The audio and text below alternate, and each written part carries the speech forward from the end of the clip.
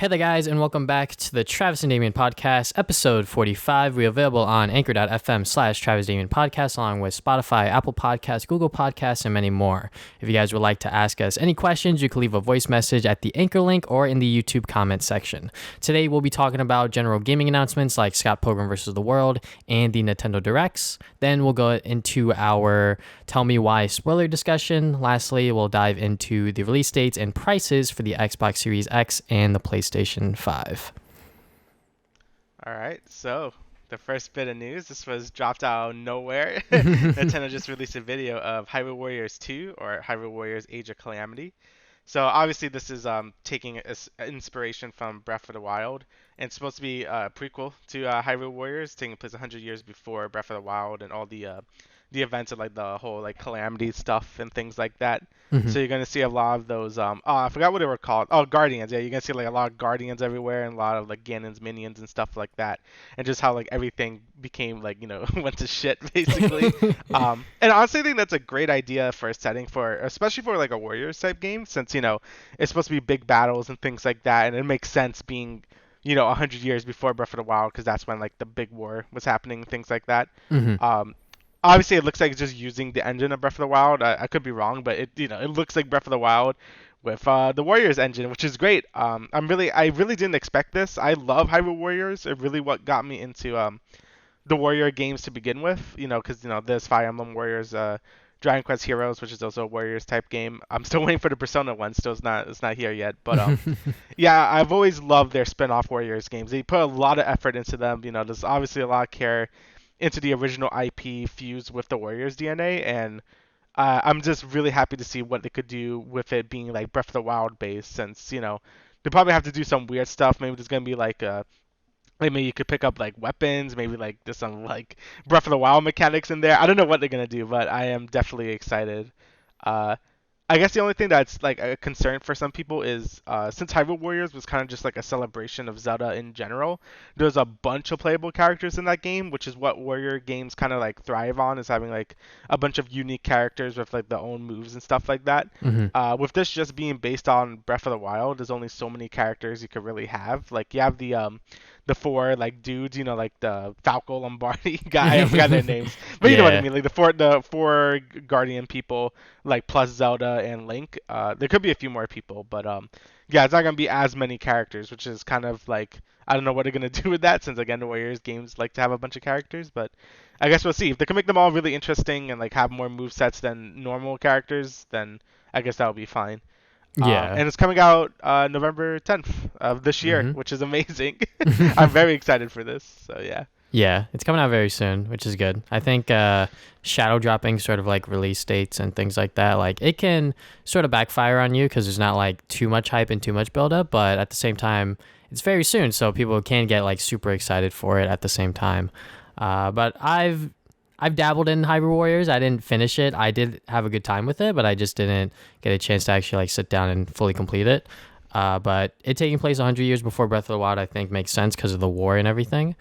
So yeah, all of the memes were just like, oh my God, I'm definitely going to cry at the end. And I'm like, yeah, that's probably going to happen.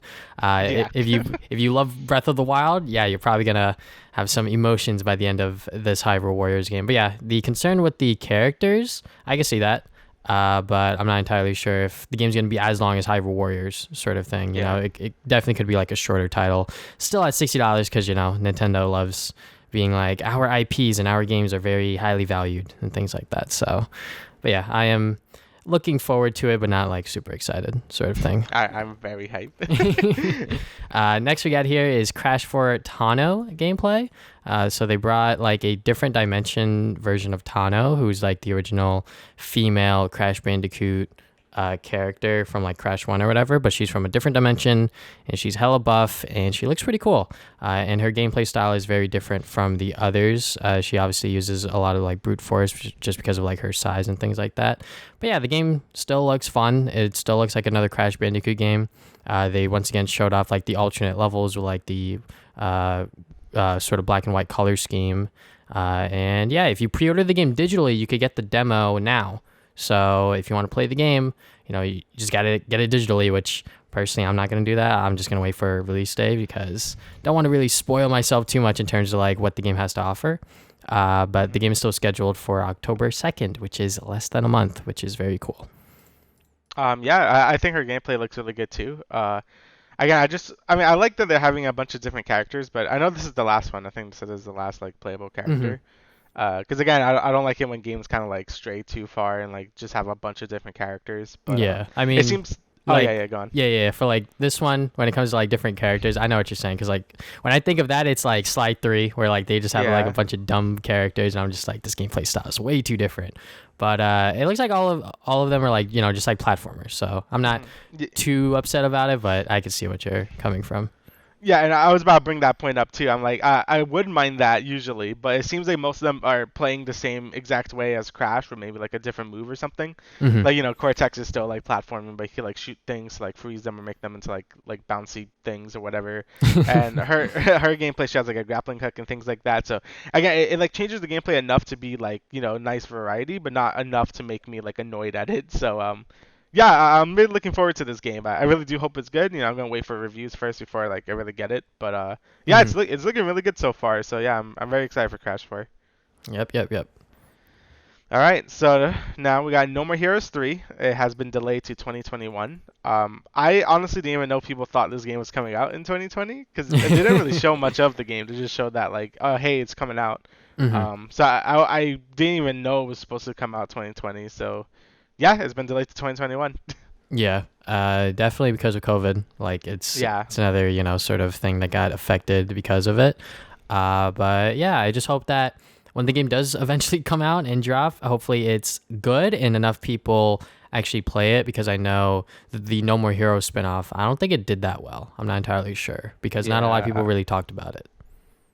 I mean, it makes sense because it was like very different from what No More Heroes was. I think it would have been better to gauge interest if they just re-released No More Heroes 1 and 2 for the Switch. I don't know why they haven't done that yet. Hmm. Like Bayonetta did it, so I don't know why No More Heroes can't.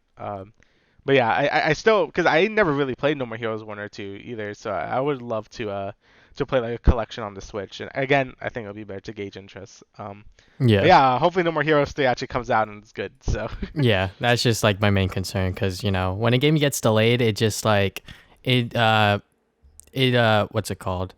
The hype sort of dies down when like yeah. a delay happens. Like no matter what game it is, whether you're excited for it or not, like you can just like see that like talk about the game and like hype for it just like dies down. Like that definitely happened for me with the Last of Us 2, like when it got delayed like multiple times and then it was like indefinitely, and then they were sort of forced to like release it because of the leaks sort of thing. So but yeah, hopefully people are still excited for this game, because I'm definitely looking forward to it, but I still need to play the first two games, which I have on the Wii, but I definitely think a Switch re-release of some sort would be very nice.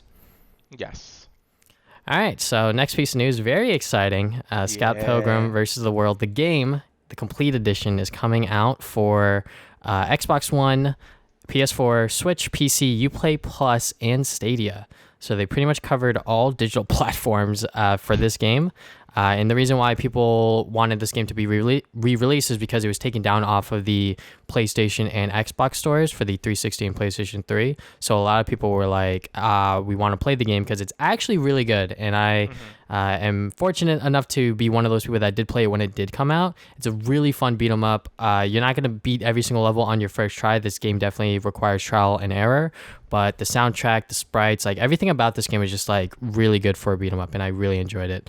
So and yeah, it's the complete edition, so it comes with all of the DLC, which is like 2 characters, I believe. So yeah, hopefully, limited run games or someone of those like companies is able to like pick the game up and actually release it physically, because I think that's what a lot of people want, is to have a physical version of the game to make sure that they're able to replay it whenever they want, just in case Yeah, of make sure. yeah, just make sure that they have it, sort of thing. Yeah, I'm also very excited for it. I love Scott Pilgrim, and the game was amazing. And it was really sad when it was just like it was just got deleted off everything just because some weird licensing issues.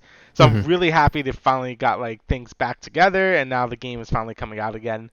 Yeah, I'm very excited for it. Like I might double dip, I might get on PC and something else as well. Hmm. So Because I just really do love this game a lot. The music is fantastic. The gameplay is great. It's just really good. It has no right to be as good as it is, but I'm happy that it's coming back. So yeah, Yeah. very excited for this. Definitely. The game was a lot better than it had any right to be, like you said. So. Hmm. All right. So Ninja, he was on Mixer. I think he signed the thing with Mixer, right? But then Yeah. Mixer obviously, closed down because Microsoft didn't want to deal with it anymore. hmm So he's coming back to Twitch. So yeah, he made. I'm pretty sure he got made all the money from the Mixer contract, right? Like Yeah. they Him just and paid him. Shroud both Yeah. collected the bag, and they're now on Twitch. So. Yeah. Yeah. So yeah, he's doing pretty good right now, I would say, because now he's just back with Twitch now, since Twitch probably just wants him back anyway. So. He probably had like a lot of deals on the table because he's goddamn ninja. He's literally like the face of gaming, I would say, in terms of like the normal people, like the normies, Yeah. so to speak. Personally, I'm not a huge fan of Ninja. Sometimes I honestly clown on him amongst my friend group, but I'm not gonna be one of those people on Twitter like just like sending him, death threats or whatever, because that's just really Right. childish. I'm just gonna be like, I don't like him because just like clips I've seen of him and things like that. But that's a whole other topic. But him coming back to Twitch is very interesting because I know that when he moved to Mixer, he had a problem with Twitch when like they were trying to like advertise other streamers on his page, and like one of the streams was just straight up porn, which was not good, obviously. But yeah, I'm kind of surprised he's coming back to Twitch, but I guess Twitch was like, we're giving you this much money, please. So yeah, but hopefully I don't think he's done a first stream yet, but I'm pretty sure when he does stream, he's gonna play a lot of Valorant, because I know when I watch like other streamers like Hiko and like Jordan Fisher, like he's always on Valorant. My man loves that game, so hopefully he'll do well streaming that. And he's not that bad, I'm gonna be honest. So That's good. Yeah, I guess Fortnite's just gone forever now. So. yeah, definitely a lot of the OG like Fortnite players are just not playing it anymore, or they just do it for like YouTube content, because it actually does pretty good numbers on YouTube. Like I think Ninja's YouTube channel, like he literally just posts like old like Fortnite games. So Right. and Myth, he occasionally does some Fortnite stuff, like whenever they do like big updates, like he'll do like a dedicated like Fortnite video. But yeah, most of the time when it comes to the OG, Fortnite players are sort of phased out. There's like a bunch of new kids in there, which, when like other, because I watch Booga. This is gonna be like a weird tangent. I watch Booga sometimes, and like he's like, "Yo, just beam this kid." And I'm like, that seems like really like dumb for him to say, because like it seems like a very like 2010 sort of term, like, "Yo, just get this kid, get this whatever sort of like gamer term." Yeah. But like it actually makes sense because like all of the Fortnite pros are kids, so I'm just like, you know what, fine. Actually makes sense. Yes. Yeah, it actually does make sense, but that's my little tangent. But yeah, Ninja coming back to Twitch, kind of surprising, but not really at the same time. Next we got here is Sega detailing the 30th anniversary Sonic merch. So boy. the only reason I put this here is because the clean 30th anniversary logo. Yeah, that's a sick logo. Yeah. this is pretty nice. The Zero is his feet running, so that is very cool. But the merchandise here, the only one I really want to talk about is there's going to be a classic Sonic sort of special comic from IDW, which I'm very excited about, because Archie Comics, before they lost the rights, they were doing their own sort of like classic Sonic comic, but it got 2 out of 3 issues, and then the third one just disappeared. So that sucks, but hopefully, I'm pretty sure this one's going to finish, because IDW's been doing really good with the Sonic license. But, there's going to be toys from Jakks Pacific and other things like that. But, yeah, I cannot wait to see what game comes out for the 30th anniversary, because this logo it just looks clean. Like, that's all I really have to say. Yeah. I am very interested to see what Sonic Team or Sega is doing right now, because it's been a while since Forces came out. Like, it's been like what, 4 years, I think, or 3 years, I think. Let me look I it don't up even real remember. quick. I think 2017. Yeah, you're right. 2017. Yeah, 3 years. Yeah, so I'm pretty interested to see what they're doing. Mhm. Honestly, like I think remakes and remasters are really hot right now, so they could get away with remaking Sonic Adventure 1 and 2. I think that would be a cool, smart move. Mhm. Don't know if they'll do it, but I definitely think that would be a cool move, or like a new Sonic game. I don't know if they're still gonna do the boost formula. I don't know. I feel like they're kind of trying to phase out of it at this point. So yeah, it's gonna be interesting to see what they do with 3D Sonic. So Yeah, and I guess I'll sort of try to pivot off that. Yeah, Sonic Forces Yeah. is not a good Sonic game. Like people like Not it, really. which like I'm not gonna like attack them for it, but I'm just like, like modern Sonic, like it just feels really dumbed down because the boost mechanic is attached to like the wisp or whatever instead of the Yeah. rings. So I'm just like, this feels really bad. Classic Sonic, I thought he was okay, but it turns out that he's actually like terrible, which I'm not surprised because I think that they like shoehorn Classic Sonic in because of Sonic Mania or something like that. Yeah. And then the custom character, I was just like, whatever.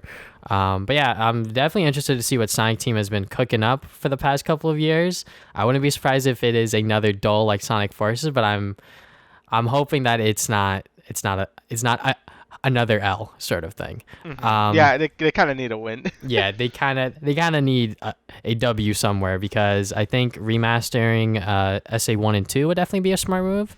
My opinion of those games has changed significantly since I played them when I was younger, but I still think that those games have a lot of nostalgia factor for most people, and I think that those games would definitely sell well in like a duo pack or whatever, so yeah, definitely a remaster because I think just like porting the HD versions of the game that are on like Steam and PlayStation right now is just like, that's probably not a good idea sort of thing. No. But Yeah, I mean, I would like a full remake, honestly. Like they Yeah. have fixed a lot of things in those games. yeah, they could So, definitely fix some things. The Tails levels, god damn, the enemies just flying out of nowhere, just dropping from the sky randomly. I'm like, cool. Guess I'm just taking damage here.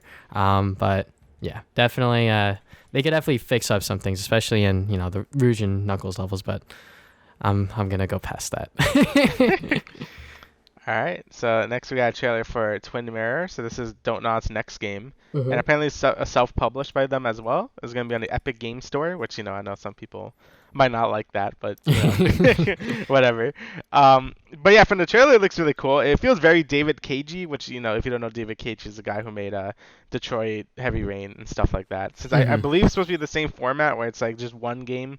It's Yeah. not like it's not chapters or whatever. And I believe they showed this before Tell Me Why. So yeah, so Yeah. that's why I was confused when Tell Me Why came out because I'm like, wait, aren't they making that game? But yeah, it looks cool though. It looks like I guess you're like solving some kind of like murder or something, and you have like weird mirror powers where you like sort of like see or like I guess like make a projection of what happened or something like that. It seems pretty interesting.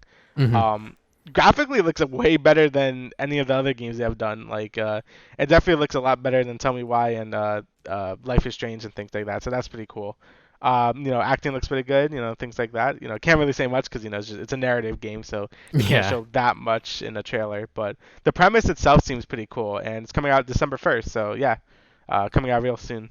Yeah, it's coming out really soon. I think they revealed this game like 2 years ago, and Yeah, they showed it a while ago. yeah, it was a while ago, and now they're like, "Hey guys, it's coming out," and I'm like, "Wait a minute." But yeah, Twin Mirror definitely looks like a interesting sort of David Cage-esque game.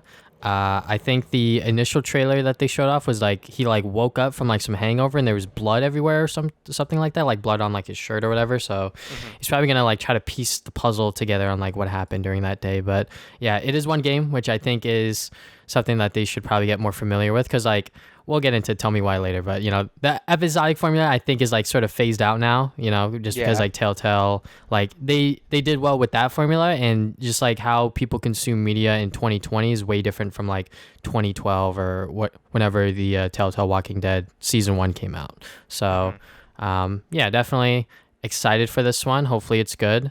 Because I know a lot of Don't Notch projects outside of Life is Strange don't get a lot of attention. But I'll definitely try to go and give this one a try. Definitely. So, Right. but yeah, we'll move on to the Mandalorian Season 2 trailer, the one non-gaming thing we have here. But yeah, it looks good. That's all I can really say. Pretty excited for it. And it's going to start streaming on October 30th. And I'm pretty sure, once again, it's going to be weekly to, sort of keep the discussion going.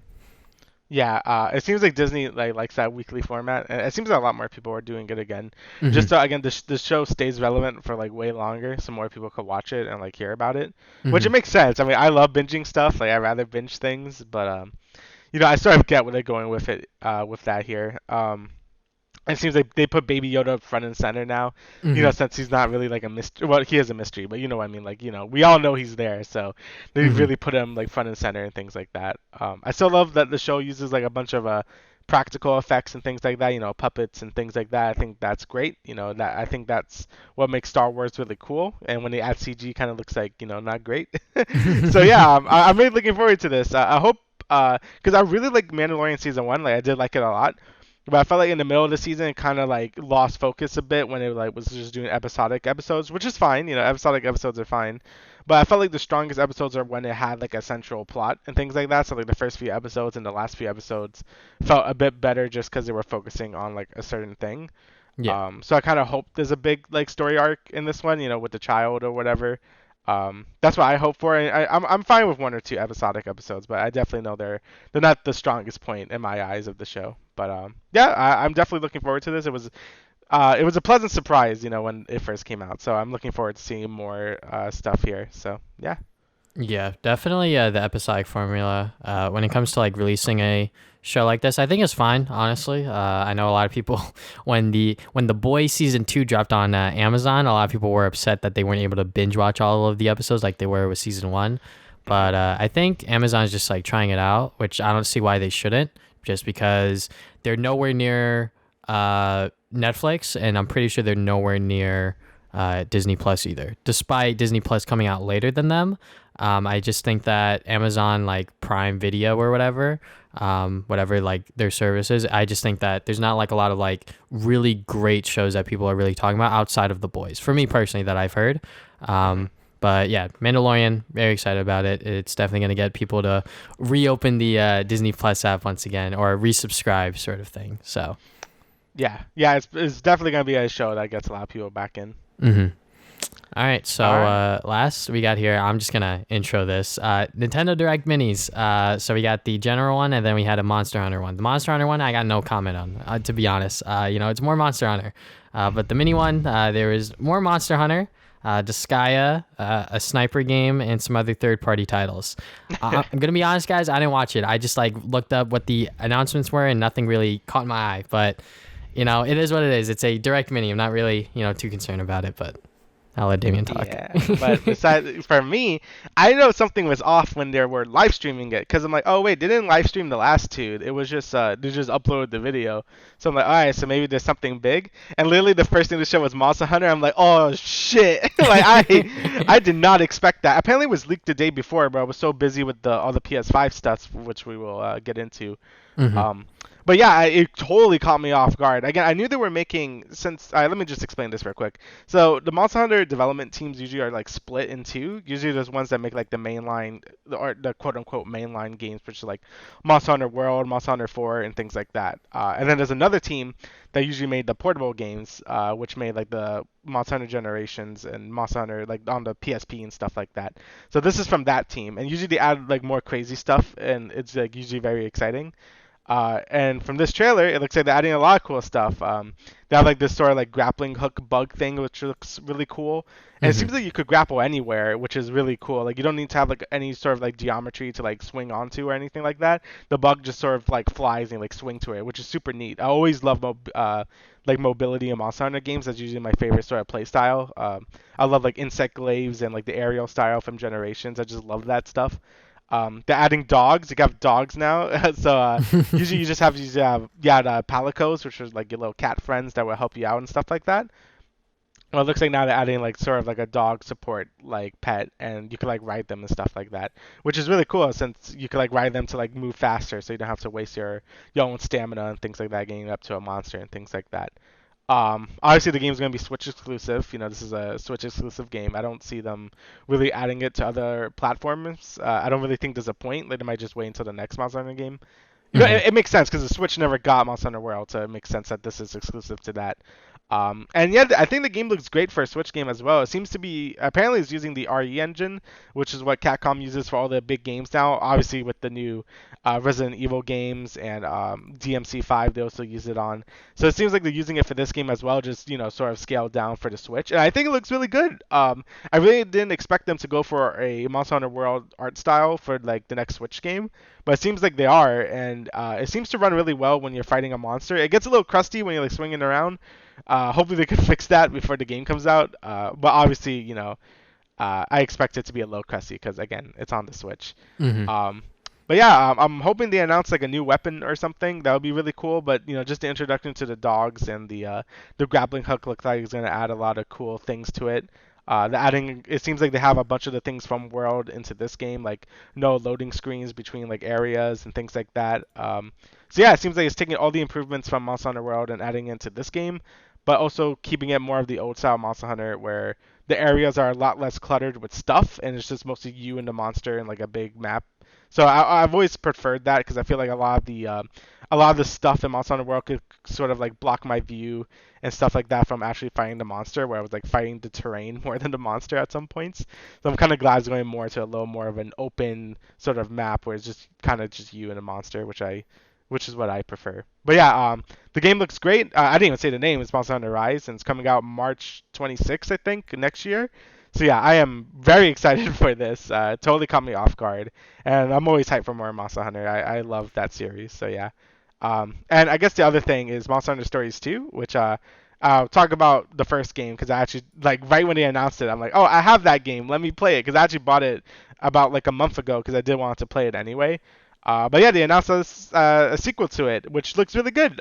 In Monster Hunter Stories, if you don't know what that is, it's basically like a spin-off series that's like more of a JRPG than like an action RPG, and it's like a monster collecting game, so like Pokemon basically, but with Monster Hunter, which is super smart by the way, since there's so many unique monsters and things like that. And instead of killing them, you can actually like side with them and like fight along with them, which I think is really smart, and it's really cool that it's getting a sequel. So yeah, I'm looking forward to both of those games very much. I love Monster Hunter, so next year is gonna be good. Not just for this, but for a lot of other things too. So yeah, really looking forward to that. So yeah.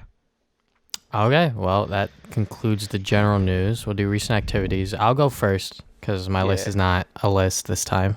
So I watched all of Cowboy Bebop, and my initial impression was that it was good. And then I kept like thinking about the show, like how it like structured, like it's like 26 or however many episodes, and I was like, wait, this show's like actually amazing, like genius. But yeah, like the show feels very much episodic, but the episodes do connect in some regards. So yeah, watch in order, but like a lot of the episodes will feel like standalone sort of episodes. And like most of them are pretty good. There are going to be a couple episodes where you're like not feeling it too much, but like once you get like, episodes where they focus on like certain characters, it's just super, super good. Like it honestly deserves all of like the hype it sort of gets. So, then I watched all of God of High School, which is still going. There's only 11 episodes out. There's only 2 more of the season. So that those should come out by the next podcast. But overall, when it comes to this one being based on a Korean comic again, just like Tower of God, this one's a lot better than Tower of God, I'm going to be honest. But it could also be because God of High School moves very fast. So the show is pretty much a tournament arc, but that's the entire show. Yeah. So pretty much every single episode, you're gonna see like multiple fights, like not just one fight. Since there's only 13 episodes, they have to like get like these like silly fights out of the way like very quickly. So like people die or like lose. They don't die. They lose in like, the span of like 5 minutes or something, which is like kind of crazy, because most of the time when it comes to like tournament fights, it's like, episodes long or like at least a whole episode. But they move very quickly, which is a good thing.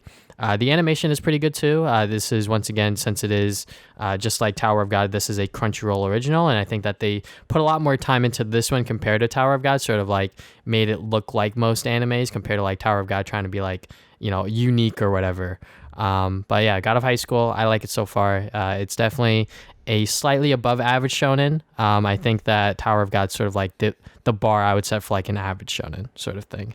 Then I started watching Your Lie in April. This is a slice of life, romantic, coming of age, whatever categories the stupid anime list I have here put. Yeah, this is definitely something that I wouldn't watch.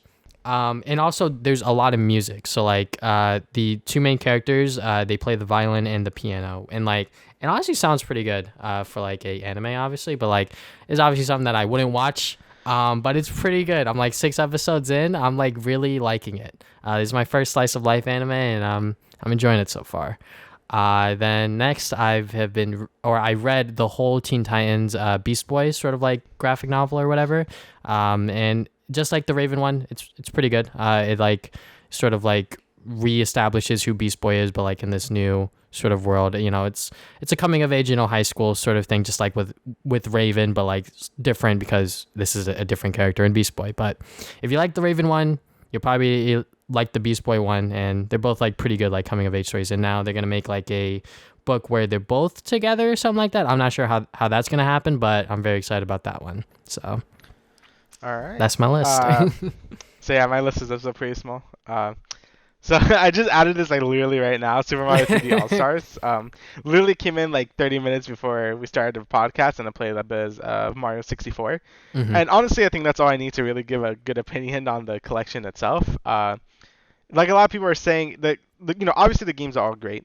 Mario 64. I mean, I don't like Sunshine much, but I know a lot of people do. Mhm. Galaxy I love. So yeah, three great games, but the thing they're in isn't great. Like the compilation feels pretty lazy. There really isn't any extra features or anything. You can listen to the soundtracks, which is cool, but that's about it. I mean, you could change the languages if you want. That's something you could do. And a lot of the improvements, at least for 64, because that was the one I was playing right now. Um, they're not that big. The game isn't 60 FPS. It's still 30 FPS. It's a more stable 30 FPS, but still 30 FPS. The game's not even in widescreen, not even on portable mode, which is what I was playing on.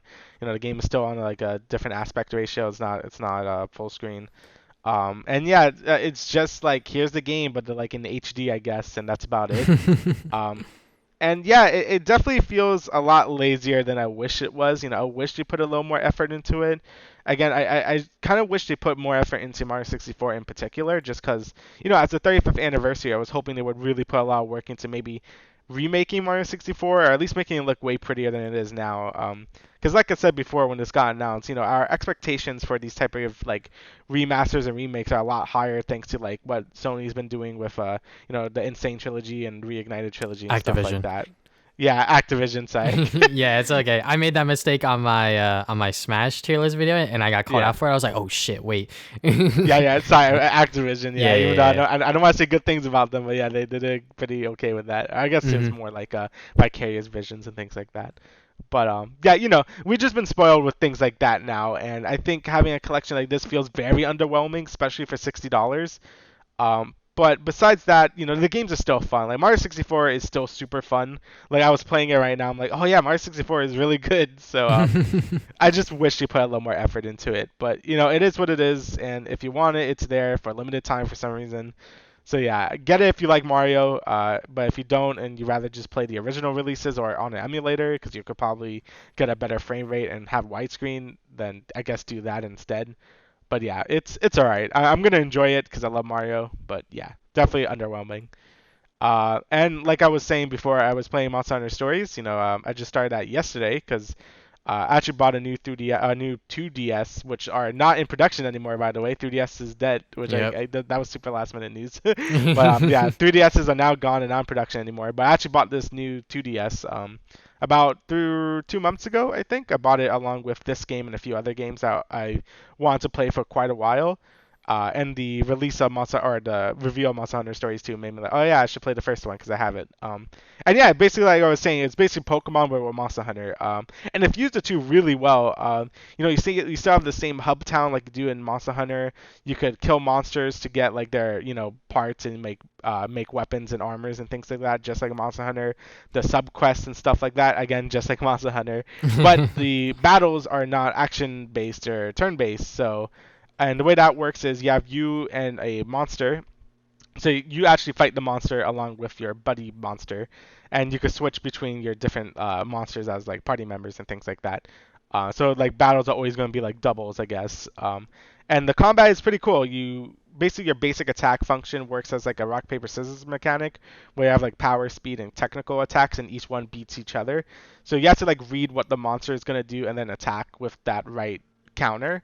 And I think that's a pretty smart way to like sort of adapt that sort of Monster Hunter combat into a turn-based thing, since that's kind of how it works in the actual games. Like if you use it like a power attack against maybe like a monster doing like a fireball, which might be like sound like a technical attack, is gonna like hit more and things like that. Like or you want to use like a speed attack, a speed attack against like a monster doing like a power attack because you can hit it faster and things like that. I just think it's a pretty smart way to actually do the combat.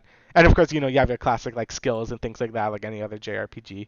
But yeah, I definitely think it's really cool. The game looks great for a 3DS game, and the world is huge. Like it's all open world and things like that. And again, for a 3DS game, it's very impressive. And it makes sense since it was a pretty late 3DS game as well.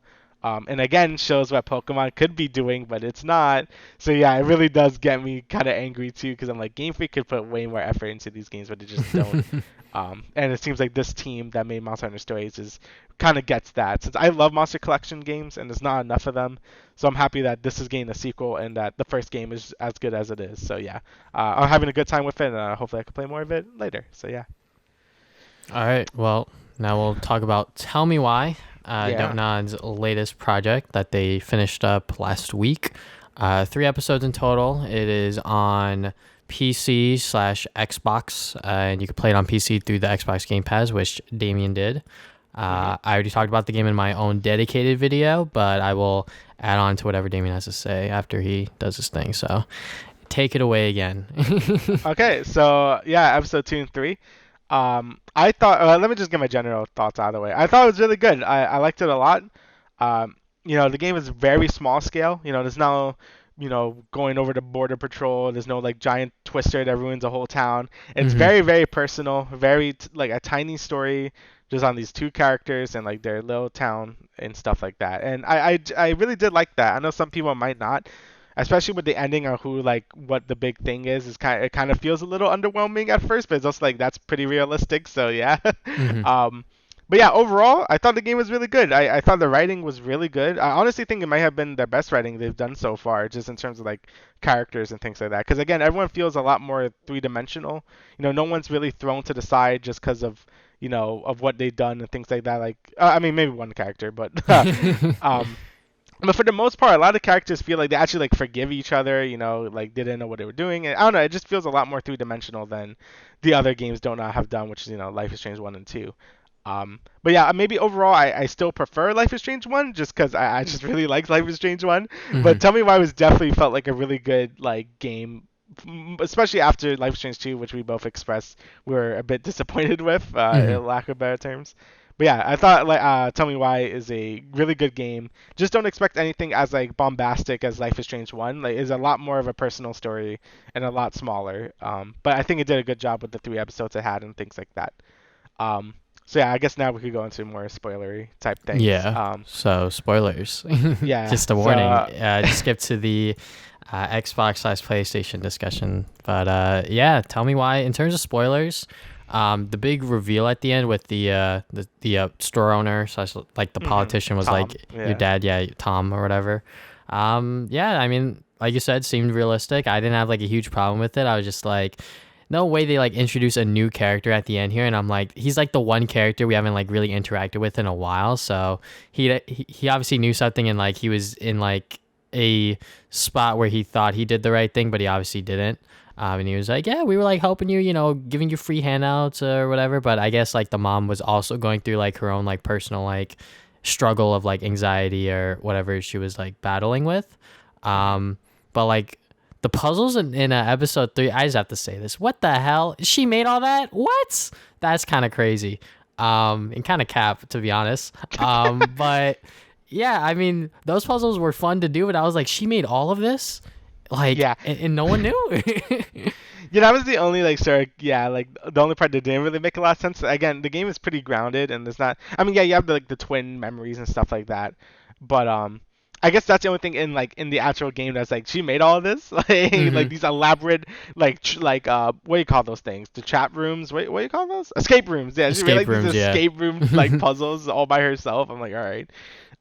They're really cool though. I did like the storybook puzzles, especially towards the end. There was a lot of them. Hmm. Um, but yeah, I guess yeah, like with the Tom being the your father and things like that. It felt very realistic. Like a small town. I think that was after. Again, I the main root of why she went crazy is probably because her firstborn child died. like Yeah. when it was a baby, so she probably wasn't feeling too good, and Tom like took advantage of, well, not like, what I mean, like she was vulnerable, so she kind of just like, yeah, did it, and then you two came out, which is how that happens.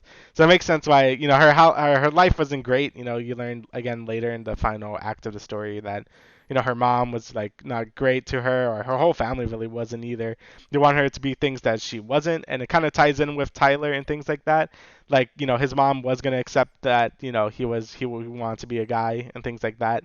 So Hmm. that's why she was reading the books on like how to raise a trans child and things like that, because she knows what it feels like, to be like what you call it, like sort of pushed down and not like wanting to go the way she wanted to go, because her parents wanted her to be in engineering, but she wants to be like an art major and things like that. So that's why she like ran away and things like that. So and it kind of makes the final, I guess, big choice at the end a little obvious to me, but it seems like Yeah. I was wrong, because I don't know, because well, not wrong, because the ending felt really good, but So wait. basically So what'd you choose? I chose like Tom's vision made sense though, because it seems like I don't know Yeah. why. I'm. Yeah, I don't know why you would choose to remember the way that she wants to kill Tyler, because I'm like, that doesn't really make sense anymore from all the things you learned from her. Like, yeah, she wasn't like right in the head, but it seems like she didn't hate you at all. It seemed like she did care about Tyler and about his decision about being trans and things like that. Well, when he was a kid, that he was starting to identify as a man and things like that. So it doesn't make sense that you still remember her to be like hostile and things like that. And it seems like Tom's version of her, maybe she was either gonna like kill herself or kill Tom or something, seemed way more plausible, and was kind of just a big misunderstanding and things like that. I don't know. That just made way more sense to me. I don't know Yeah. about you, but yeah. Yeah. I definitely picked Tom's vision. I was like, Yeah. I don't know if this is the right choice, but I'm gonna like use my brain here and like be like, okay, we have like evidence or like sort of like people to be like, yo, like things happen, like this was her past, like we learned about her past all up in like that attic or whatever, and Yeah. like the barn or whatever. But yeah, that seemed like the logical choice. I don't know if there was a percentage at the end to show For us. for me, it was broken because it said 0% chose my thing. I'm Oh. like, oh. I'm like, that can't be right. Yeah, probably not. Okay, yeah. Shoot, god damn it, my gameplay footage that I captured. So I completed all the puzzles, and then the next problem. What's the goddamn next one? I'm pretty sure it was a majority actually chose Tom's Okay, because, good. Yeah, cause for me, it was broken. I don't know. yeah, I guess unlucky, but I'm pretty sure. Yeah, yeah, 66% Tom's testimony, because Yeah. I think that's just like the logical choice. I guess the 34 or more emotional people and be like, I'll stick with my other twin sort of thing.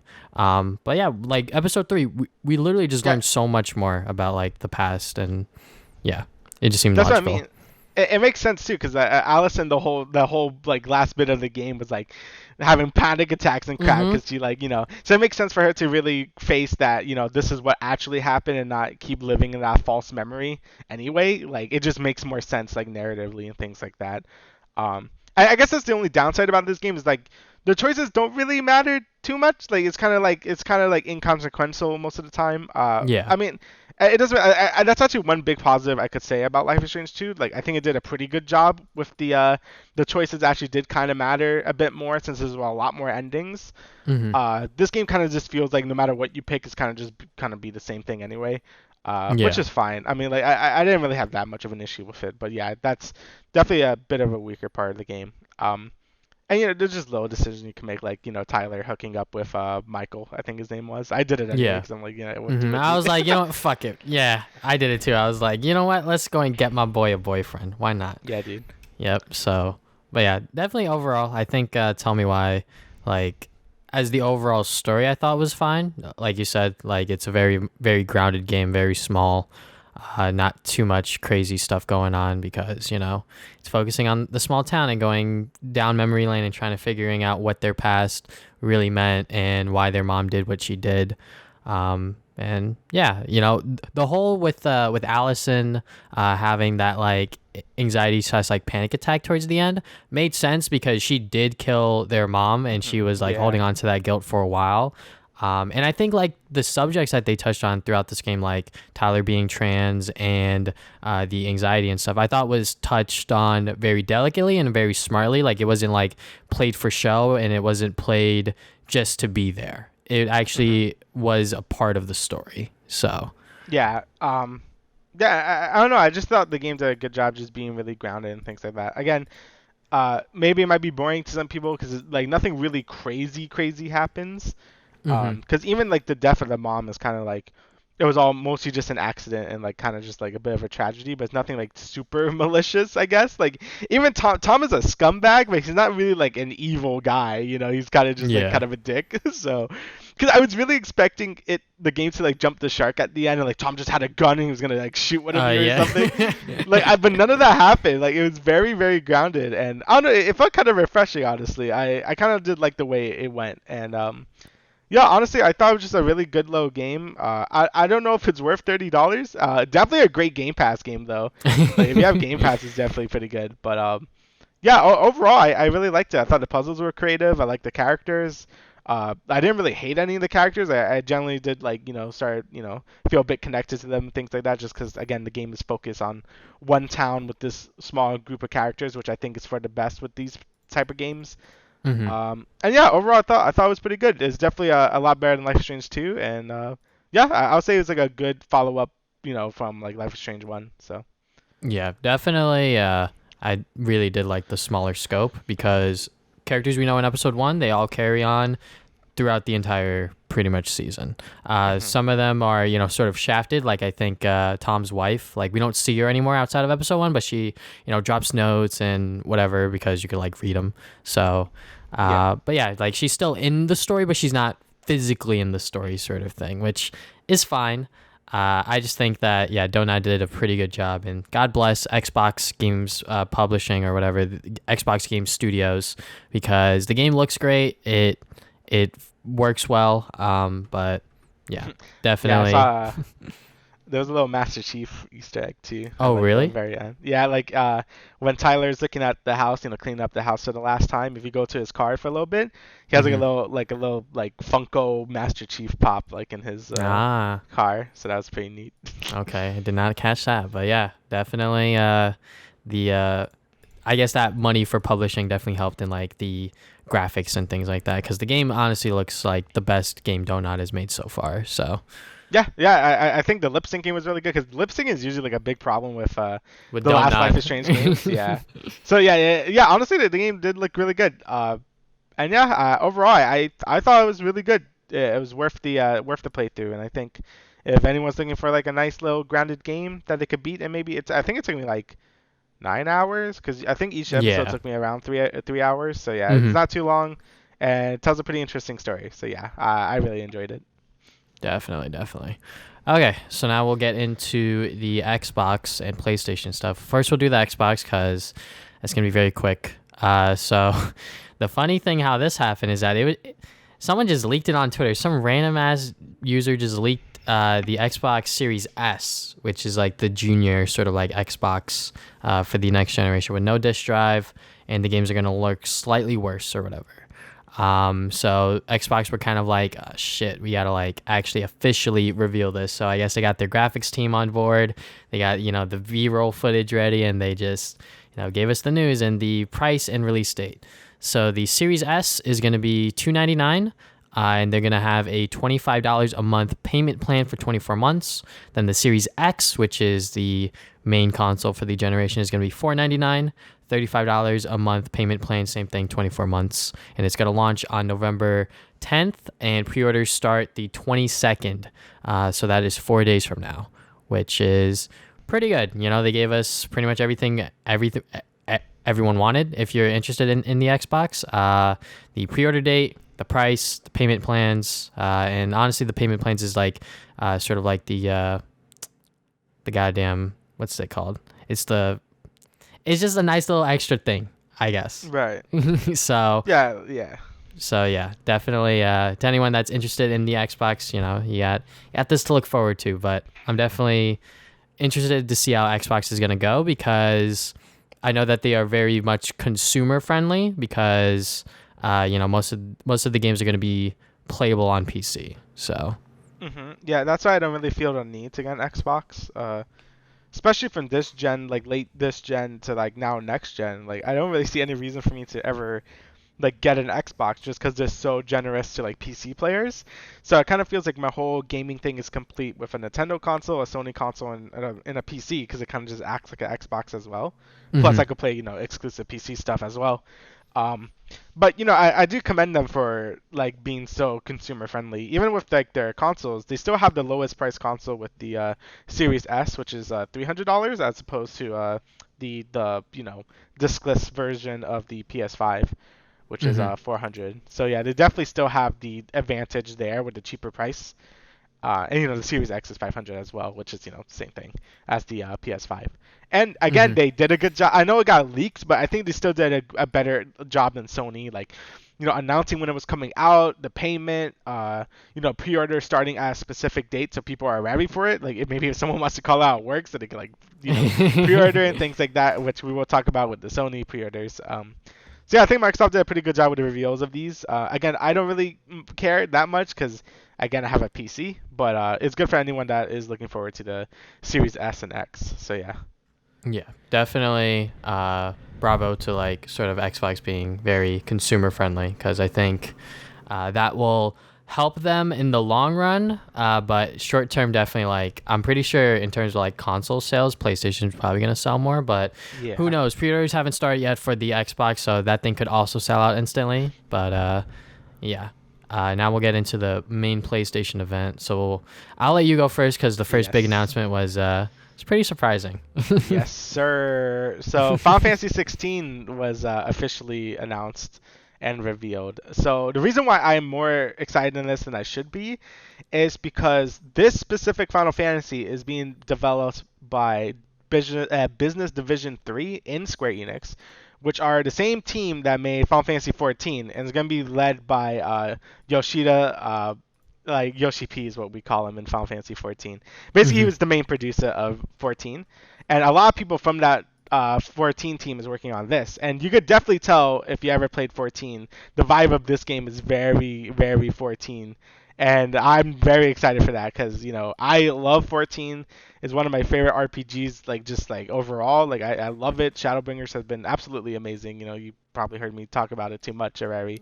Um, so yeah, it being produced by him and a lot of the other major people in that team, it just brings me so much joy. Like I know people are skeptical about a new Final Fantasy because most of the time, they're okay or not great. Like a lot of mixed things about 15 and 13 isn't that good either. But I have full faith in 16 just based on who's working on the game and just you could just tell already from like the voice acting. I could tell they were already using some voice actors from 14, because some of them sound exactly like how they did in 14.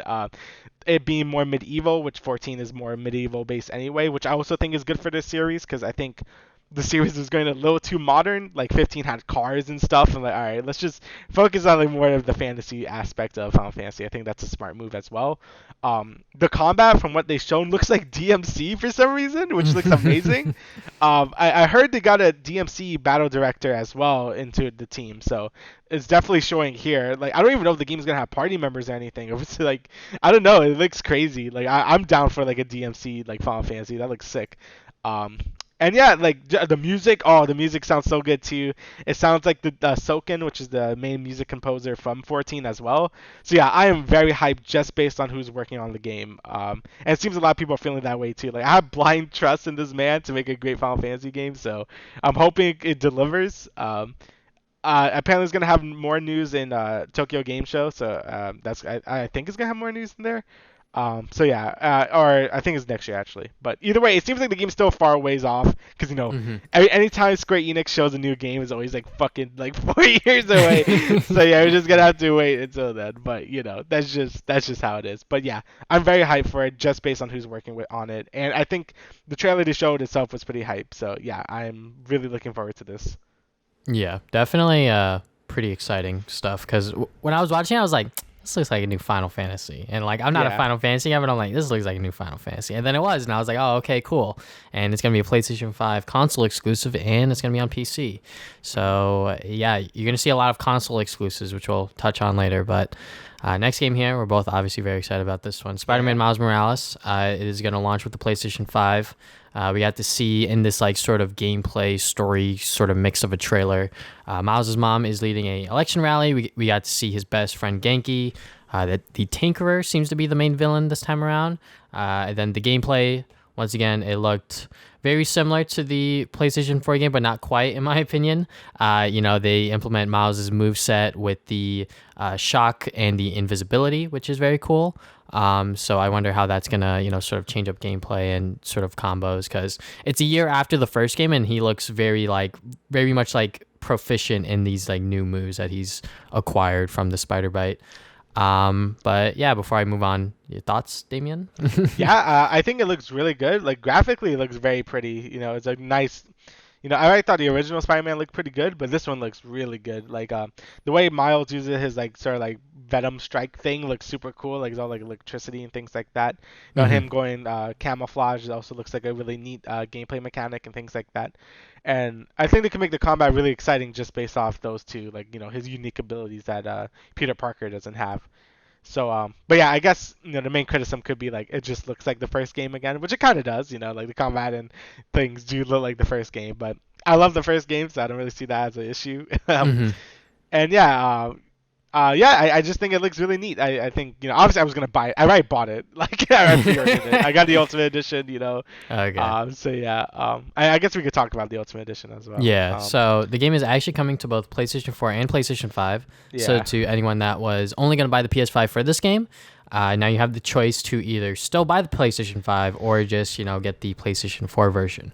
The game will retail for $49.99, $50. That is the standard edition for PlayStation 4 and PlayStation 5. But the PlayStation 5 has a exclusive Ultimate Edition, which Damien just mentioned, which includes a remastered version of Spider-Man PlayStation 4, which I think we touched on earlier because I think like Gaming Informer like leaked it or something like accidentally. Yeah. But it's going to be a digital voucher code. It's going to expire January 1st, 2024. So as long as you buy the game, you should be able to use it within that time frame. But the remastered is going to have better models, improved skin, hair, animation. It's going to run at 60 FPS, which is like the biggest thing for me. It's going to have a new next-gen Peter Parker, which I guess is sort of like their way of showing like, all right, so like we're going to have this new Peter model, and like this is how Peter's going to look in Spider-Man 2, because they're definitely going to make a sequel. It's going to support near instant loading times, 3D audio, and the DualSense controller haptic feedback, along with new suits, new photo features, and even more trophies. So yeah, I cannot wait to beat the game all over again because I have played this game so many times, especially within the past year. But yeah, I am very surprised to see it come to PlayStation 4, honestly, because I thought that this was going to be like their way of being like, all right, so you have to buy PlayStation 5 to play this game. But I guess they're somewhat being consumer friendly, being like, all right, guys, if you can't get a PS5 because we know this shit's going to be hot and it's probably going to sell out, you could get on the PlayStation 4 if you already have a PlayStation 4. But I know that there's probably going to be some people that are going to get the PlayStation 5 as like their next Sony console, and they didn't have a PlayStation 4. Now they have the chance to get the Ultimate Edition, which is $70, which we will touch on later as well. And you get the first game for, with that bundle, which is very cool. But yeah, very excited for this game. Obviously, I don't know if you could tell by my monotone tone, but I'm very, very, very, very excited for Miles Morales because I love this character. I love Spider-Man in general. But yeah, I haven't bought the game yet because I'm hoping that if I'm still working at my current job, they'll have it there. So, but look at you. hopefully. But moving on real quick, we'll get into Hogwarts Legacy. This is a Harry Potter RPG or something like that. Yeah, it looks like it. Yeah, it's like a prequel to the Harry Potter movies as well. So it takes place in like the 1800s or whatever, and it's going to come out in 2021. There's a lot of conversation about this game specifically because of J.K. Rowling, because she created Harry Potter, and people are like, if you buy this game, you support her or whatever. But at the same time, if you don't buy the game's going to suffer because of these developers who have been working on this game for probably years at this point. But yeah, it's definitely like a give or take sort of scenario because there are definitely politics involved here because of J.K. Rowling just saying dumb shit all the goddamn time. And like her new book or whatever. I don't even want to get into that, but the game itself, it looked very interesting. That's all I can really say. I'm not like the biggest Harry Potter nut, so but it looked good. I think that Harry Potter fans will definitely be very excited for this one. So Yeah, I've only watched one Harry Potter movie as a kid, and that's it. So yeah, I'm also not like a big Harry Potter dude. But honestly, I think this is a super neat idea. Like being like, I guess, make your own dude and like explore Hogwarts and things like that. That seems like really cool. Like I'm not even into like Harry Potter. Or I guess I never really tried to get into it. But just like the premise alone is like super neat. Like you could explore your school life and do all these wizard stuff and things like that. I think it's a super neat idea, and if it's good, I might get it. Even if I don't have much interest in Harry Potter, I think the premise alone is like super neat. Like it does a lot of things from the movie. Like I know like the hat like chooses what like school or thing you're on. Like yeah, like I'm like that's neat. Like it looks like really cool stuff. And I know the J.K. Rowling thing's gonna be a bit of a downer, but apparently she doesn't have any creative like insight into this game. But obviously she's probably gonna make money off it because it's her IP. So yeah, obviously if that bothers you, then maybe get it used or something. But I think it's important to sometimes separate the art from the artist, mostly when she has nothing to do with this game, like creatively. Yeah. So yeah, I'm hoping it's good because I know a lot of people wanted like an open world like RPG Harry Potter game for like a while. So this looks like the chance that could happen. So yeah, it looks pretty neat. Yeah, and one last thing I have to say, yeah, art from artists. I think that this one in particular you should definitely take into consideration because if it is true that she has literally no creative or like anything involved with the game, which I'm pretty sure is true, you should probably support the game if you're really excited about it because, yeah, like I think that when it comes to when the art versus the artist, I think that it's hard for me when it comes to music because like it's them, Yeah. doing it. But like when it comes to like other stuff, I think that it's a little easier for me personally. But yeah, definitely, it would suck for people who worked on this game or like the studio or whatever to like not sell the game as well as it probably could have just because of the original, creator being a goddamn dumbass. But Yeah, being a garbage can. Yeah. we'll move on. I'll let Damien take the next one. All right, so RE8, so our Resident Evil Village, if they want to call it that for some reason. But yeah, that's coming out 2021.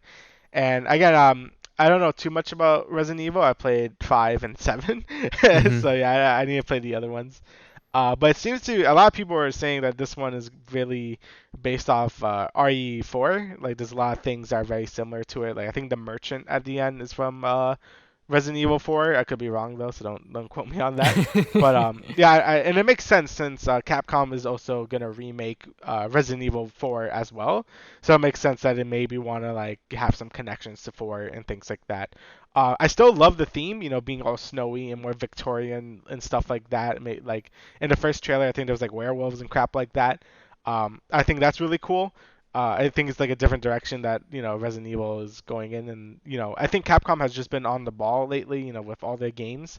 So I have faith that Resident Evil 8 is also going to be a really good game as well. And it comes out next year, so yeah, that's something to look forward to. Resident Evil 7 I thought was really good. So if they could, I mean, there's some parts that really dragged, like mostly the gameplay segments, like the when you're in like that ship or like in the salt mines, those kind of suck just because there was more like just a FPS, but like it's not really that great. The best parts were when you were in like the house with the crazy family members. So hopefully it could kind of stick to more horror and not go too much into the action route, since I think these first person Resident Evil games should really focus on that instead. But I guess we'll see when it comes out. Yeah, RE8. Looking forward to watching someone else play it. Maybe I'll play it, but definitely when RE7 came out, I watched FaZe Jev play just because I was like kind of scared of horror still, but nowadays I'm a lot more comfortable with it. But yeah, RE7, it looked great. I think a lot of the praise that game gets is well deserved.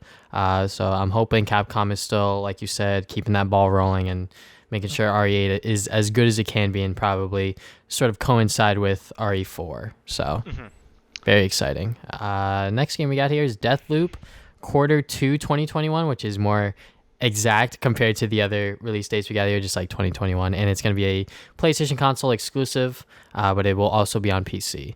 In the game, it looks more of what we saw the first time. There's multiple paths you can do, and you have to sort of, I guess, die over and over again to figure out what's the best way to kill these people in this amount of time. So, Yeah, definitely more of a like a hitman type like approach now, where it's like hmm you kind of need to have both people at the same time, or the other person like you could die and like a bunch of other crazy stuff can happen if they're not killed at the same time. I thought that was pretty neat.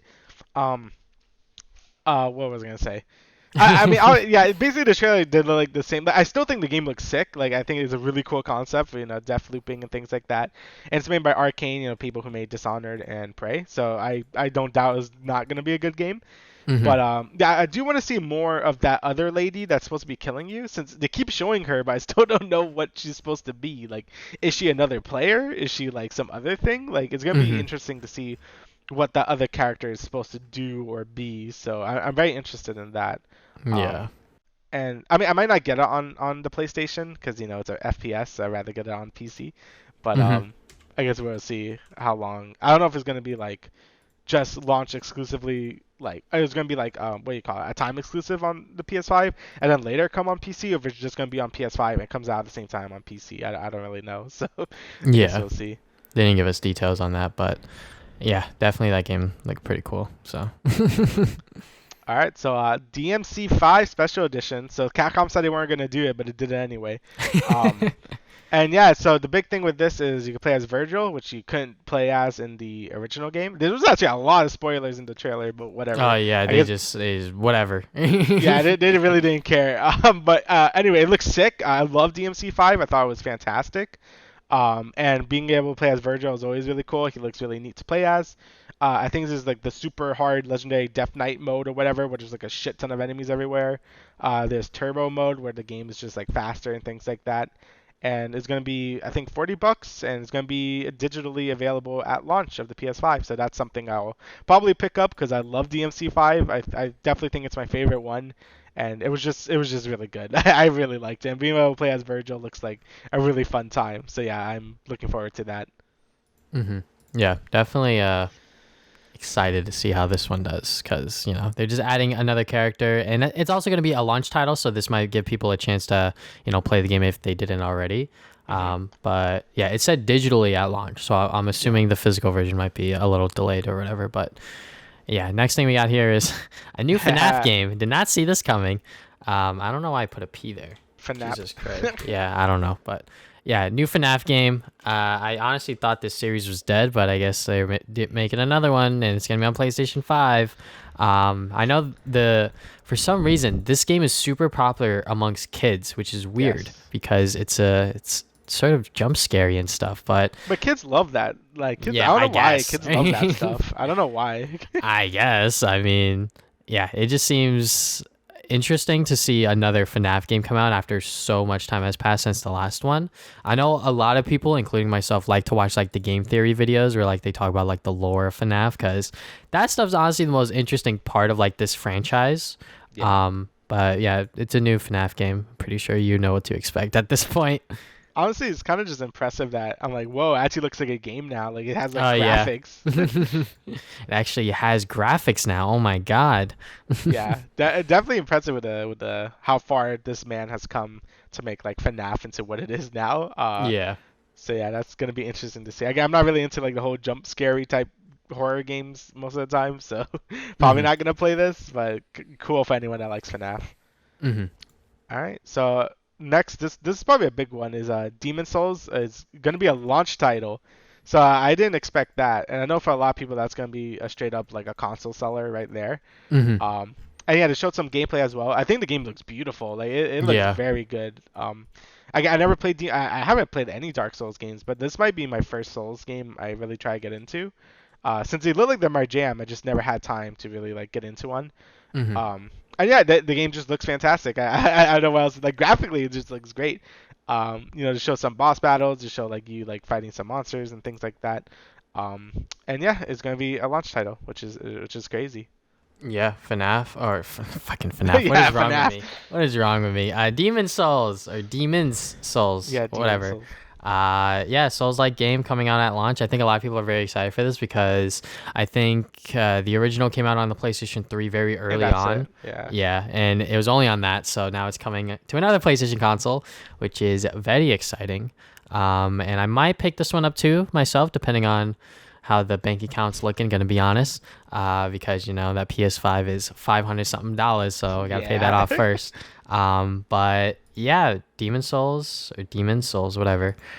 Looks good, and I think that the game definitely demonstrated pretty well what the PlayStation 5 can do in general because of like the pretty much near instant like loading times between like the different places you were going to. Yeah. But yeah, definitely looks good. Not FNAF, PlayStation Plus collection.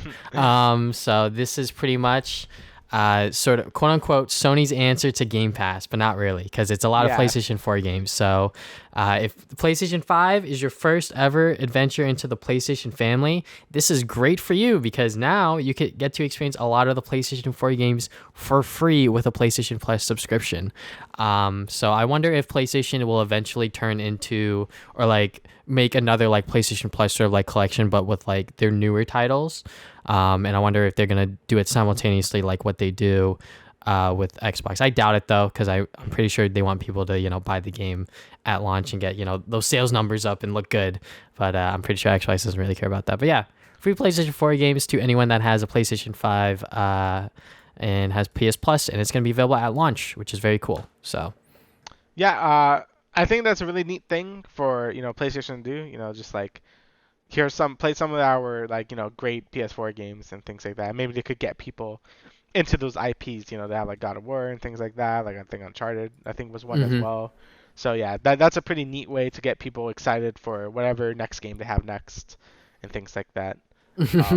Also, I guess we forgot to mention because I don't think I see it here. Yeah, God of War like Ragnarok or whatever was also like teased to just show like here it's coming out Oh next yeah, year. it was like right after the release date or Yeah, whatever, and release date I think. I guess I just forgot to put it down. But yeah, God of War 2 or whatever. That's pretty Yeah, exciting. I just that's coming out way sooner than I thought. I did not expect that to come out next year already, but yeah, that I guess that's happening.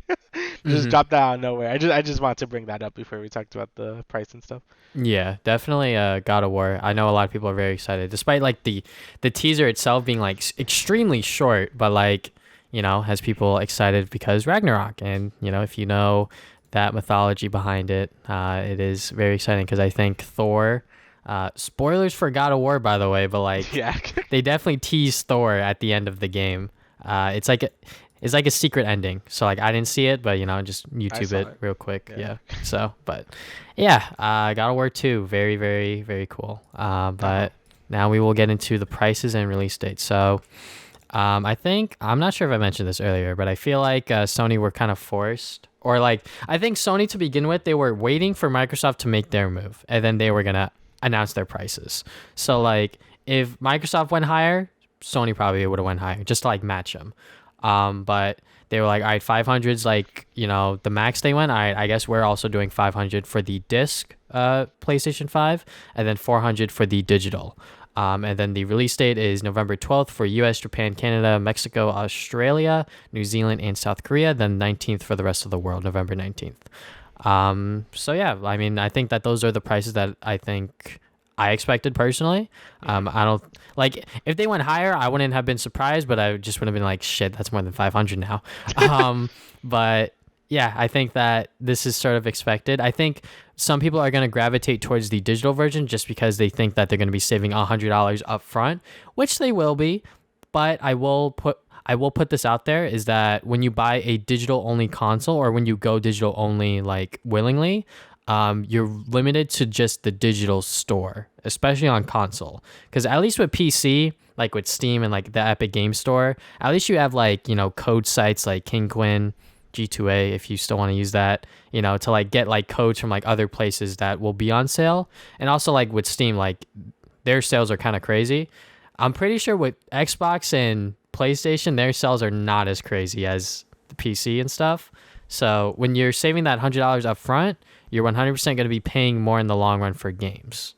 In theory, if you like Uh, buy games, like for someone who like buys games at launch, like every single one of their games they buy at launch, like there's probably gonna be no problem with them. But to those that like don't do that, like I think most people don't do that, you'll be like saving money here and there, sort of thing, if I can make sense here.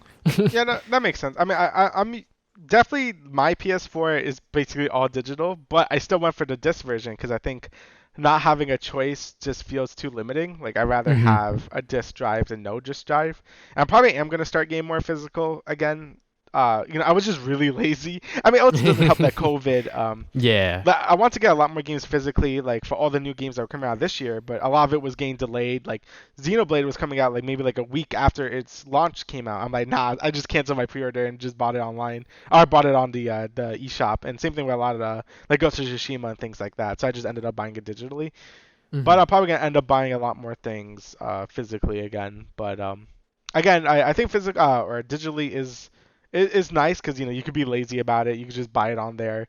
I'm pretty used to the digital format at this point too, just because I've been playing on the PC for so long, and like I'm just used to buying things off like the digital store.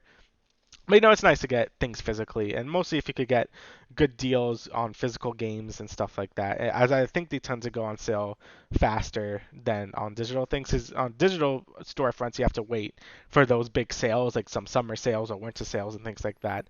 With physical games, maybe you could get a used one anytime you really want. So, yeah, I just like to have the choice. Yeah, definitely more limiting choices with digital. So that's definitely my like main thing about digital over physical for like the longest time is like choice, and also whether or not you actually own the game. So, but yeah, what'd you think about like the prices, like in general? They were basically what I expected. I expected 500 and maybe 400. Actually, I was expecting the digital one to be only $50 less, but then the more I thought about it, I'm like, who's even gonna bother buying the digital one for $50 less? So it made sense for it to be $100 less. So yeah, these prices are about spot on what I thought they would be. Like I wasn't expecting the PS5 to be more than 500, maybe 550, but yeah, I wasn't really expecting it to be 600 or anything like that. So yeah, these prices are really about what I expected. I don't really have any issues with them, honestly. Okay, then we'll quickly talk about some of the games that are also coming to PlayStation 4. So Horizon Forbidden West and Sackboy: A Big Adventure are also coming to PlayStation 4 along with the Spider-Man Miles Morales game. So yeah, I mean, I know that Sony originally said that there was going to be no like games that would be like PlayStation 4 and PlayStation 5, but it looks like they sort of reversed that decision on themselves, which is sort of them being pro-consumer, but at the same time them being like, let's try to like make these games work on the PlayStation 4, which I think Miles Morales Spider-Man, I think that can work. I think Sackboy: A Big Adventure could probably work. Horizon Forbidden West, I think you mentioned before the podcast started, is a little iffy, which I'll let you talk now. Yeah, it just feels weird because it feels like Horizon, like maybe its development was started. I mean, obviously it started way before, but I don't know. I felt like it probably would have been built specifically for the PS5 since that game is probably coming out next year. So it seems kind of weird that it's coming on PS4. Yeah, Sackboy it makes sense. Miles Morales makes sense, but yeah, Horizons I'm like, oh, that's quite the surprise. And if you were a big fan of Horizon Zero Dawn and want to play it, but you don't have a PS5, then I guess you could play it on PS4. But I think the downsides are going to be a lot more apparent in that game than in Miles Morales or Sackboy. Obviously, like Sackboy is probably going to be fine on the PS4, and Spider-Man is probably definitely going to notice a difference, I think, on the PS5 and PS4 version, but should be fine.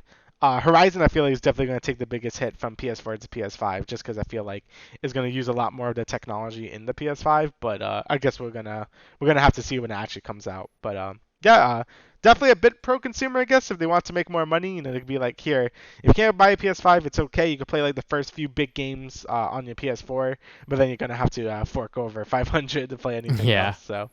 And I'm pretty sure most of these are gonna have like free next gen upgrades. So I think Miles Morales is confirmed. Like if you buy it on the PlayStation 4 and you get a PS5 later, you will get like that free next gen upgrade. Which I'm not sure exactly how those work physically. I'm pretty sure digitally it's just like, oh, okay, like you have it on your account. We're just gonna give you the free download for the PlayStation 5 version. But physically, I think that's sort of like the gray spot. But yeah, I guess what what's it called? Speaking of next gen upgrades, I guess we forgot to touch on this. People were sort of expecting with the original Spider-Man, Oh with yeah. the remaster on the Ultimate Edition to be like a free upgrade if you had the PlayStation 4 version, which I'm just gonna say like that just seems really dumb because this is a remaster. Like they are sort of advertising it as that. The game's pretty old too, so but they're doing a lot with it. Like we said earlier, 60 FPS, new character models, better looking character models in general. So I think that people being like, "Oh no, no free next gen upgrade," I think that we're just a little spoiled at this point because I think free next gen upgrades weren't even a thing back then. So Yeah, I mean, yeah, I think it's just because it's like a remaster and they're doing new assets and things like that. I think it's all right. It's not like, yeah, like if you buy Miles on PS4 and it's like, oh no no no, you gotta buy on PS5, then that might be a little sus. But mhm. having this remaster, they're kind of like not building it from the ground up, but they're definitely adding more things than you would expect from, I guess, a next gen thing. So it makes sense for this one to be like sort of like a remaster thing. Anyway, again, like you said, it's already like 2 years old. Like I don't Yeah. think people are really like, if you play it on PS4, it's fine. Like so I don't think it's that much of an issue. So yeah, Yeah. And the launch titles. So yeah, we mentioned Sackboy, Spider-Man, but also Destruction All-Stars, which is like that quirky, very colorful sort of explosion game, yeah, which they showed a little bit of in like the ending like sizzle reel, whatever they called yeah, it, and then Demon Souls. yeah. So So yeah, and then the I prices. yeah, so the prices are $70 for new games, I think now, because Demon Souls is straight up $70. Hmm. Spider-Man with Miles Morales with the original Spider-Man, the Ultimate Edition is $70 as well. Since we all expected Miles Morales to be sort of a shorter game, so it was on a discounted price, which usually would be $40, which I think it was supposed to be, but now it's $50 because I think of the price increase, and I think Sackboy's just 60. So I don't know why. I guess because it's on PS4, so I guess it's like that. So yeah, and just $70 for a new game. I know a lot of people are miffed about this. I mean, I kind of am too, because games don't really struggle to make that much money. I mean, like games apparently are like some of the most lucrative like media things, like because games already cost a lot of money to like get. So like, Hmm. and people play a lot of games, so they make a ton of money. And a lot of AAA games like look at Avengers, right? That game is $60 and it has like a really big cash shop with like making you want to buy more things out of a $60 package. So games being 70 now are just like, oh geez, it's a dangerous like thing to go on because now everyone's probably gonna do $70 games now, and that just might be the new normal. So yeah, I don't know what you think about this, but Yeah. I think Sony's doing it for like their big like PlayStation exclusives, which makes sense. They're more business oriented than Xbox is, which I'm okay with. Obviously, I am a consumer first, obviously, but I understand their perspective in being like, oh, okay, like our games are hot shit, so like, and you probably bought the PlayStation 5 just for our game, so we're gonna try to get $10 extra out of you, which, whatever. It's $10 extra, which will increase the tax, which is, tax for $60 games was already like $5, so now it's gonna be like 6 or 7, which is kind of crazy now. And like it's $70 for the US, and then I see the Canada. Oh my God, they're paying yeah, 90. Holy yeah, moly! Canada pays a lot. Yeah, So yeah, definitely. Yeah, $70 will hurt, but I think that it will be once it becomes the new norm, not many people are going to be really talking about it because I think we've been spoiled with $60 for so long, and it's just been the normal price for a while. Increasing it by $10 isn't a huge deal for me personally, but I can see why people are very upset about it because that's $10 extra that they could put towards something else. So, yeah. but yeah. I think people are definitely gonna have more of a talk about a value for the dollar now, because a lot of people, right, talk like if a game isn't like a billion hours long, it's not worth it. I think we're gonna start seeing a lot more of that, and I think we're gonna see a lot more pushback off cash shops now. Like I think people are already hate it, but I think people are really gonna hate them now if they have to pay $70 and they're still asking for more money. I definitely Hmm. think those are gonna get even more pushback now just because of the increase in price. But that's my prediction, and it probably would come true. But I guess we're gonna have to wait and see. Because even though Sony said, "Hey, this is only for our first-party games," everyone else is gonna follow suit because like we want that money Yeah, too. So they yeah, could yeah. follow suit. So I definitely think it's setting a precedent here. But I guess we'll have to wait and see. Yeah, because yeah, they're only doing it for their worldwide studio games, which is their first party stuff. But I know we talked about it earlier. NBA 2K doing the whole $70 thing, which people buy that every year. They're probably not even gonna think twice about it because they play with their friends or they enjoy playing the basketball games or whatever. Which personally, I think NFL, whichever NFL like 21 was free for Steam, and I was like, I don't know anything about football, but I'm having a fun time. So I can see why people enjoy playing sports games just because like they actually know the game more than I do, but I was still having like a good time just like goofing around and just like trying to understand what the hell I'm doing. But yeah, $70. They said that it can range from 50 to 70, so which is why Sackboy is only 50 because they know damn right no one's paying 70 or yeah, it's only 60 actually. Yeah. Sackboy 60, so they know no one's paying that for 70. I think that like 50 would be my price point personally, but I guess they're like, it's a good game. But I think that Sackboy and the whole Little Big Planet franchise has sort of died off. But that's sort of PlayStation's like only like really like sort of like G-rated sort of IP they have. Yeah. But yeah, $70, it's okay with me, but I can see why a lot of people are upset about it. And yeah, Sony being more sort of like business oriented because they definitely cashed out for a lot of these like PlayStation console exclusives with Final Fantasy, Deathloop, and I believe Demon Souls. It was originally advertised as a console exclusive, but I think they said that was an error or something. But anyways, them doing this for like a lot of like big games, them like sort of like cashing out and being like, hey, just make it exclusive for our console and like we'll give you like this X amount of money or whatever, is definitely them trying to like win the console war again for this generation, which it is what it is. I think that at this point in gaming, console wars and like choosing which side or whatever, it's just whichever you want. Like, I know my neighbor James, he's still like, huge on Xbox because that's just what he likes and that's just what his friends play on. But yeah, it is what it is. I think that Sony being this, sort of like aggressive with the PlayStation console exclusive, but also being like, yeah, you could release it on PC as long as we get like the console numbers is, it's just them doing business. Mm-hmm. Also, there's no backwards compatibility with PS1, 2, and 3.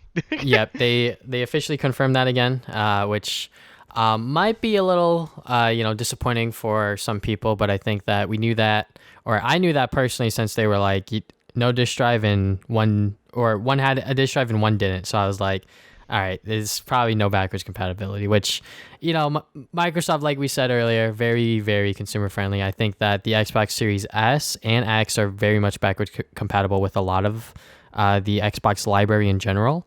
So yeah, and pretty sure they said like some like bullshit statistic about like 99% of like PlayStation 4 games will work on the PlayStation 5. So at least we got that backwards compatibility, so I can put my PS4 away at least. Yeah.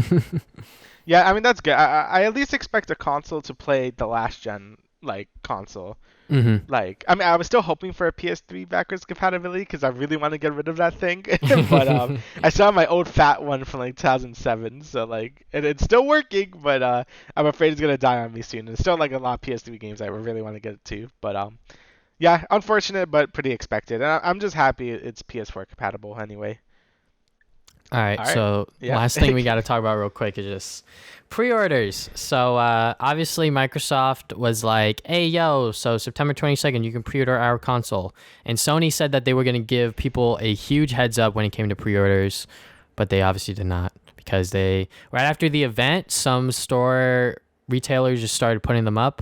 And others waited till the next day, but I think once Walmart put theirs up first, on that day, I was like, everyone's going to put theirs up because if they wait, like, I think that they would just lose, or quote unquote lose, like the competition or whatever. Because I'm sure some people waited to pre-order on other retailers just because they wanted to like make sure they secured the PlayStation 5 or whatever. But yeah. So what was your experience trying to get one? Because I have an interesting one. Yeah, when the whole presentation ended, we were hearing that, pre-orders start tomorrow. I'm like, oh shit, okay, that's really soon, but okay, I'll be here, so I'll be ready for it. Then on Twitter, I saw Jeff Keighley was like, hey, just kidding. Apparently Sony or some retailers are going to be selling the thing tonight. Like, it's going to be tonight they're going to start doing it. I'm like, okay, I'm panicking now because I don't know which retailers he meant. So I opened up my tabs for Amazon, Target, Best Buy, GameStop, and Walmart. I had them all up. And so then, I went to talk to my brother, and then I saw Walmart was selling it, and then they like sold out. I'm like, oh shit, all right, this is how it ends, right? Like, I'm just not gonna get one. But then I saw Christian, my brother, was like, hey, go to Wario 64. He just updates constantly. I'm like, okay. So then, I kept refreshing it, that Twitter does its thing. And then 3 seconds ago, I saw, it was like, oh, Target, it has it. I'm like, okay. So I went there immediately, bought it, and then I was good. Okay. But when I went to check again, it was all gone. So I'm like, holy shit, thank God I got it. It really do be like that. But yeah, my experience, so I was in a Valorant game, and then I saw the Walmart pre-orders go up. I was like, oh shit, I'm like in a Valorant game. I'm like trying to order it on a Walmart, and I was like going at it. And I was like, man, I keep getting like this dumb error with like, oh, it like sold out or whatever, but like you can still add it to your cart. Yeah. So someone said, yo, bro, just like do it like 7 to 8 times. I did it. I don't even know how many times. And then I got it, and I was like, wait a minute, hold up. I guess I got one. But I didn't get an email confirmation from Walmart still. Like, I've yet to get one, and it's been a couple days, so I was like, all right, I gotta like secure another one, which is like, that's like over 1K on my credit card. But I was like, if I have 2, I'll like ask my friends, and then if not, like I'll ask our group of friends if they want one. I'll sell it to them for the price I paid. And then if not, going straight to eBay. And just like have it bid. I'm not gonna like buy it now 1K or something. Yeah. I'm just gonna be like, all right, bid $4.99, whatever you guys want to pay, you pay. I'm not gonna like mess with it.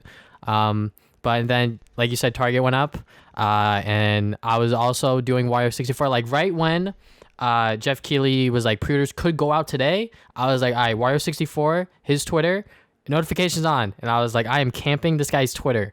Yeah. So yeah, and then Target went up. And I was having trouble with my Target Red card because I wanted it to save the fucking 10% or whatever, or the 5%, because like that pretty much saved me on tax. Like that's straight up, I'm paying $500 for the console without tax, and I was like, but it wasn't going through, so then I had to whip out my PayPal or whatever, and then I had to pay the tax, which was like $40-some, and I was like, that sucks, but at least I secured it, and I did get an email confirmation from Target. So I'm not sure if Walmart is going through, but if it does, I guess I have to pay off 2 PlayStation 5s, which is not what I wanted to be in, but it is what it is. So if you guys are looking for pre-orders, make sure you follow Wario64. Just like have his page open. I would definitely make an account and then just have notifications on and just have the app on your phone. So then when he does tweet, it will go to your phone.